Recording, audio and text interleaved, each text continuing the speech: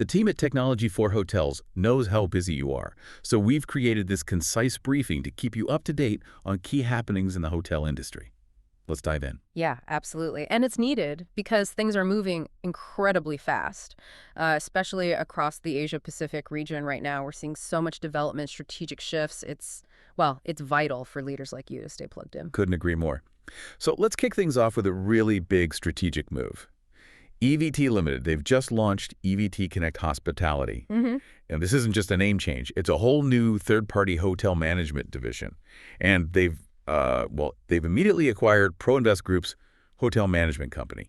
That's quite the entrance. It really is. And what's fascinating here is the scale right off the bat. We're talking 15 hotels, Australia and New Zealand. That's around 3,200 rooms, all under various third-party flags. Right. So for EVT, it's a clear signal. They're serious about strengthening their ability to deliver value for asset owners who, specifically want that third-party brand management expertise. It's a powerful combination, really. Okay, so EVT doubles down on management. What about ProInvest then? Are they stepping back from hotels? Oh, not entirely. It's more like a strategic refocusing. They're going to concentrate now on the asset management side of hotels. Oh, okay. And also pivot towards growth areas like flex living, build-to-rent BTR, and mixed-use developments. It's diversification, really, showing how the market's maturing. You need specialists now. That makes sense. A really interesting recalibration. Now, switching gears slightly, but still on strategy, Hyatt's making some big waves in Thailand. They're debuting the Unbound Collection there with 2 new signings. Yes, that's right. Significant move for them. First up is the Baraiwa Hin. That's opening in 2026. 90 rooms, right next to the existing Hyatt Regency. It's designed by Lik Bunag, focusing on curated wellness experiences. And that curated wellness piece is key, isn't it? The Unbound Collection is all about unique properties, telling a story. Wellness travel is, it's massive. Definitely. And placing it next to the Regency gives them operational synergy, but allows the Barai to keep its own distinct boutique feel. It avoids that sort of cookie-cutter problem. Good point. And the second one is in Bangkok, a reimagined Narai Hotel. It's reopening in 2028, 250 rooms, part of a bigger Siloam development. And it's got this amazing heritage dating back to 1968. Yeah, and leveraging that heritage is smart. You can't just build history, right? So reinventing it within a modern development lets them keep that unique character while offering, all the modern luxury expectations. Exactly. It really broadens Hyatt's luxury appeal in the region, targeting travelers looking for something different.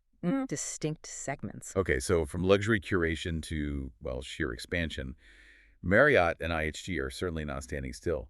Marriott International in New Zealand, for example, they seem to be really ramping things up. They are very active there. We saw the JW Marriott Auckland launch in May after its refurb. They've also got the 4 Points by Sheraton in Auckland. But the pipeline is what's interesting. Moxy Auckland and Moxy Queenstown are under development. Right. 2 very different brands capturing different markets. And get this, their VP of development basically said they're in active talks for more projects and expect another signing really soon. That just screams market confidence in New Zealand, doesn't it? Strong trans-Tasman travel, investment returning. Marriott clearly sees significant potential there for multiple brands. Definitely. And IHG is right there with them, especially with their voco brand. I mean, the growth of voco is just incredible. It really is phenomenal. One of their biggest success stories recently. They've just announced voco Bangkok Siam, 350 rooms, opening 2029, prime spot opposite Siam Discovery. Big property, 28 floors, rooftop pool, dining, the works. And that's their second voco announced for Bangkok, right? After voco Surawang opens later this year. It shows how central voco is to IHG's strategy. It's surpassed, 100 open hotels globally since launching in 2018. It's conversion-friendly, flexible, a really effective tool for growth, especially in cities like Bangkok. And they're not stopping in Bangkok. They're bringing voco to Phuket, too. voco Phuket Bang Tao, 175 rooms, also opening 2029. Okay, interesting. First one in Phuket for voco. Yeah, developed with AssetWise and Rombo property. Yeah. Restaurant, spa, pool, right on Bangkok Beach. Well, it fits with IHG's stated goal, doesn't it? They've said they plan to basically double their portfolio in Thailand. Yeah. These voco signings are concrete examples of that push. Shows real belief in the Thai market long term. Absolutely. Yeah. Now, just jumping back to Marriott quickly, another big move in New Zealand. They're bringing the Sheraton brand to Christchurch. South Island debut for them. That's significant. Yep, 240 rooms, opening 2027, right next to the Taipei Convention Center. Full service, Restaurant, rooftop bar, meeting spaces, club lounge. That location next to the convention center is key. It'll be a huge boost for Christchurch tourism, especially the EMIC market, and, helps that ongoing CBD revitalization too. Sheraton brings instant global recognition. Definitely a vote of confidence in Christchurch. Okay, just before we move on, a quick roundup of a few others. In Japan, Daiwa House REIT is buying the Amanek Kumamoto, a limited service hotel.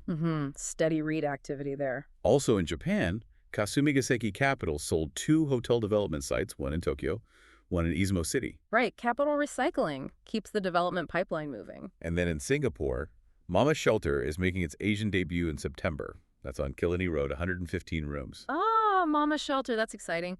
Shows the demand for those lifestyle boutique brands continues strong in key gateway cities like Singapore. A real mix of activity across the region. Okay, let's unpack this a bit more and shift gears to talk about some key industry events and trends, things you really need to have on your radar. Yeah, good idea. Lots happening on that front too. First up, No Vacancy 2025. It's billed as Australia's biggest hotel and accommodation event. Back at ICC Sydney, September 17th and 18th. Always a huge one. Covers pretty much everything. Exactly. Tech, guest experience, design, operations, investment, you name it. They've got over 80 free sessions, 200-plus speakers, 250 exhibitors. It's massive. And what's fascinating there is the focus on things like AI for guest engagement, smart locks, contactless payments. Those aren't just future trends. They're here now, reshaping how hotels operate. Right. And they have that innovation hub, too, spotlighting startups. Yeah, that's always worth checking out. See who the next disruptors might be, spot potential partners early. It's critical intel. Absolutely. And then there's Maximum Occupancy Australia. They've just announced speakers for their 2025 conference, and this time it's in Melbourne for the first time ever, November 11th at Ridges, Melbourne. Oh, interesting. Moving to Melbourne. Yeah, and the speaker lineup looks great already. Yeah. Leaders from TikTok, SCR, Luxury Escapes, BIG4, Pan Pacific, Salter Brothers, The Langham, AHA, quite a mix. That mix is important, isn't it? Getting insights from, TikTok alongside traditional players like STR or Pan Pacific. It shows the industry recognizes the need to look outside its usual bubble for ideas on reaching guests and understanding data. Good point. And apparently tickets are selling fast, super early bird, nearly gone, so clearly there's an appetite for it in Melbourne. Yeah, sounds like it'll be a popular one. Now, shifting from events to celebrating success, RACV had a huge night at the Victorian Accommodation Awards for Excellence recently. Ah, yes, they did very well. Absolutely dominated. 3 major awards. RACV Torquay Resort won Best Meetings and Events Space Regional. That's for the 3rd year running. Wow, consistent. RACV City Club got Best Deluxe Restaurant, 2nd year for them. And RACV Goldfields Resort was named Resort Style Accommodation of the Year. Big turnout, too. 800 industry leaders. What's really impressive there is the consistency across different types of offerings, meetings, dining, resort accommodation in both city and regional locations. It just signals, really strong operational excellence across the board, a commitment to quality. Definitely sets a high bar. Okay, so with all this development and activity, what does it mean for people? Let's talk talent, the stars in motion. We've seen a lot of key appointments lately. Yeah, always interesting to track who's moving where. It reflects confidence, but also the demand for skilled leaders. So we've got Trevor Bailey, now Group GM at Miller Apartments Adelaide. Andrew Edwards is Hotel GM at Meriton Suites Melbourne. Shrey Arora has taken a GM role at Marriott International. Some significant moves there. A group GM role like Trevor's shows that need for oversight across multiple assets. And Shrey Arora moving into a GM spot at Marriott highlights their internal talent pipeline too. Right. And Donnie Andrian is the new GM at Crown Plaza Sydney Burwood for IHG. Rick Kranich takes the helm as GM at Hamilton Island. That's a big one. Huge role, Hamilton Island. Needs strong leisure destination leadership. Ash Eslami is now Associate Director of Sales at JW Marriott Auckland, tying back to that expansion drive. Christian Wildhaber is appointed GM at Mandarin Oriental, Jakarta. Critical luxury market, Jakarta. Needs seasoned leadership like Christian's. And just a couple more. Joshua Bounde is Operations Manager at an Ibis Hotel, and Varesh Mathur is now a General Manager at Minor Hotels. It's quite a range, isn't it? From luxury GMs to operations managers, group roles, sales leaders across Australia, New Zealand, Asia. It just underlines the broad activity we've been talking about. The sector's definitely active, investing, and needs top talent to drive it all forward. That wraps up this week's 5-Star Weekly Briefing. Thanks for tuning in and staying informed with the latest in the hotel industry. Don't forget to check out our 5-Star Conversations podcast, where Brendan Granger from Technology for Hotels sits down with the industry's most influential leaders to uncover their journeys, insights, and the future of hospitality. It's a must-listen for anyone passionate about elevating their guest experience and driving innovation in the hotel world. Until next time, stay well and stay ahead. See you next week.